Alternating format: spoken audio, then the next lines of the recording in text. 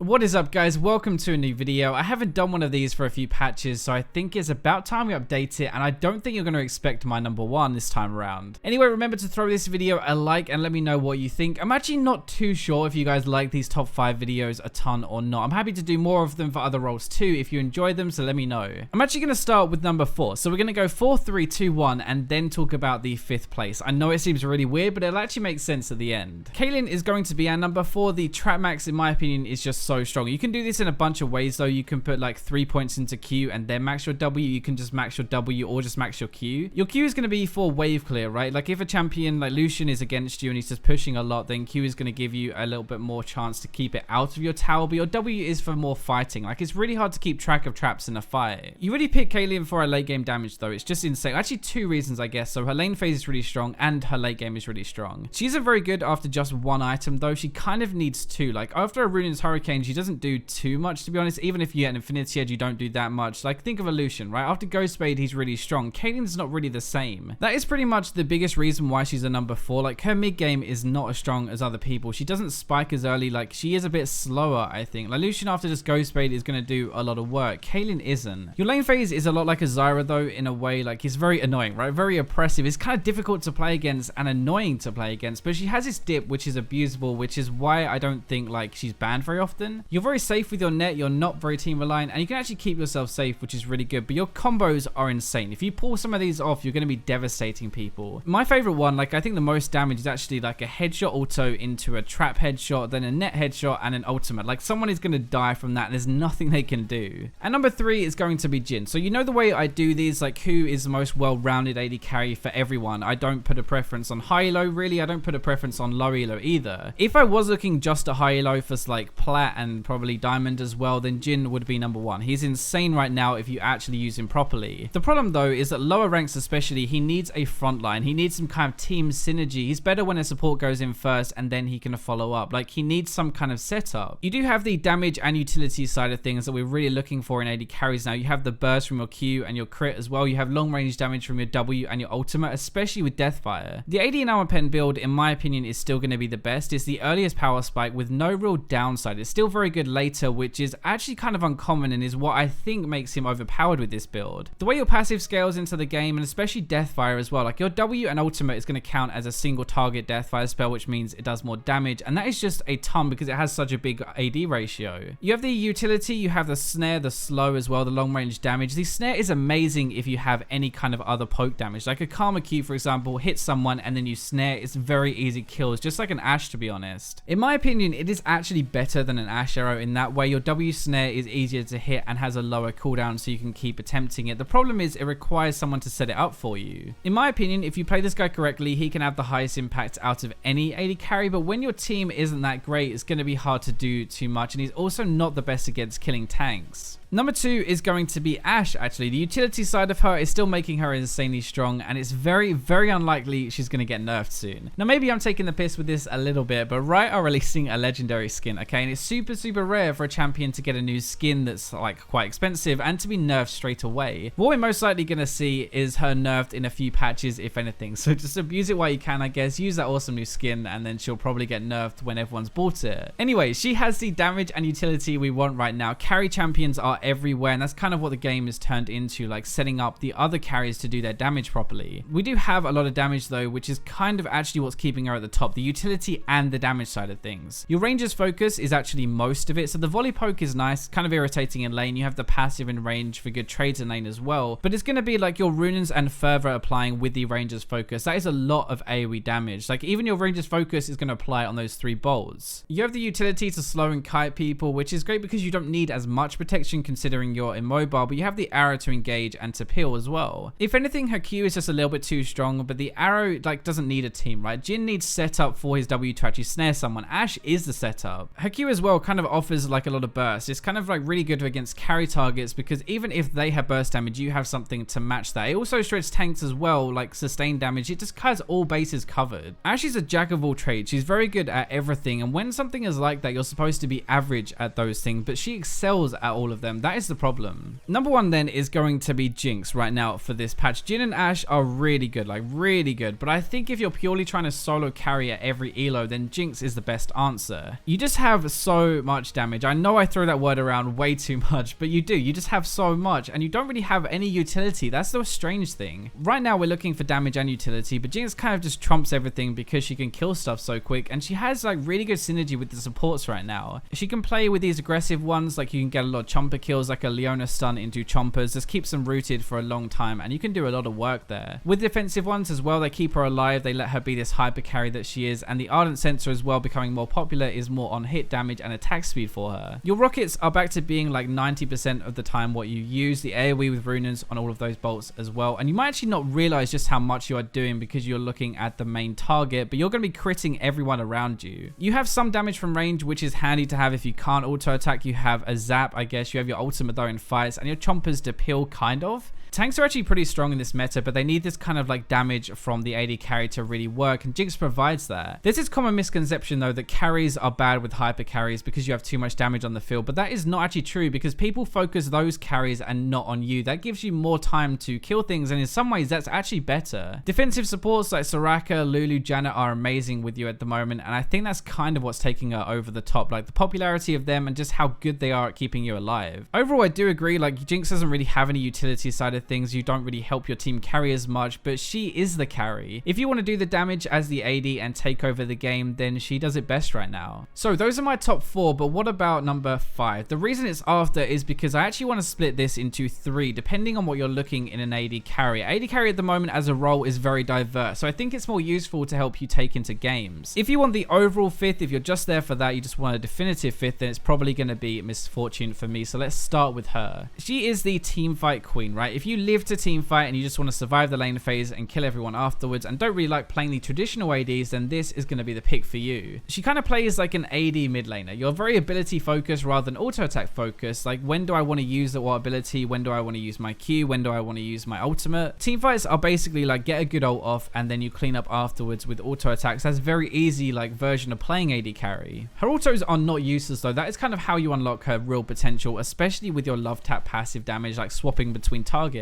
In lane, it really hurts as a good auto trade, like minion based trading. So basically when the enemy AD comes forward to CS a minion, they're looking at the CS and not at you, you can tap them, and because of your passive you're going to be doing even more damage than normal. It's also just very hard to play against her, partly because of the love tap, but actually because you're kind of naturally zoned a bit to avoid taking Q crit damage, which is really awkward, like having to kind of watch her and position at the same time. She works with a lot of supports now. The new Sona and Leona especially are going to be very popular this patch, and Miss Fortune is really good with both of them. Anyone with crowd control to lock them in your ultimate. So if you want to play a teamfight champion, or you're new to AD carry and are more used to relying on abilities and not auto attacks, Miss Fortune is a very good pick right now. I said that we were splitting this into 3 though, so what about if you just want to solo carry the game? Twitch is going to be the answer for this. At the moment, it's very dependent on you, like Twitch as the player, you position and your map awareness to create picks. Your lane phase is okay, but it's really good once you get 6, and it really rewards you for being proactive and looking for ways to kill people. Just always ask yourself, how can I kill someone? Can I kill someone? And often the answer is yes. He's very little risk though, because you can team fight or assassinate. You're very good at both. If you don't snowball, then it doesn't matter because you're still going to do a lot in team fights. The assassin side of you, your ghost blade, ultimate, and ambush attack speed bonus all last about the same time. It's about 5 seconds of heavenly bursts that nobody can really survive. Your team fight, again, like you have a good start to the fight with those 5 seconds, but your ultimate and runes can crush people. Fervor and poison will add a bunch of damage, and you'll be doing so much. It's crazy. The problem is it's very dependent on you. You have no utility, you just have damage, and like if you're not a very comfortable AD carry, like you don't play it too often, then this might not be the pick for you. If you play it right and you position well especially, you can carry so hard. If you don't though, you're probably going to die a lot. So the third split or branch of number 5 is if you're pre-made. What if you have a support player with you? Kog'Maw is the ideal pre-made AD carry at the moment, probably around the Jhin Ashe level of power, but he has so many issues if you're a solo player. With random supports or random teammates, you have no protection. Like ideally you have to kind of stand there and auto attack. You can't really kite either. You have no utility and no engage. You have to have someone else to engage the good fights for you, which can kind of be unreliable honestly, and it's very easy to abuse you early in the lane phase. It's better with coordination from a support more you actually know.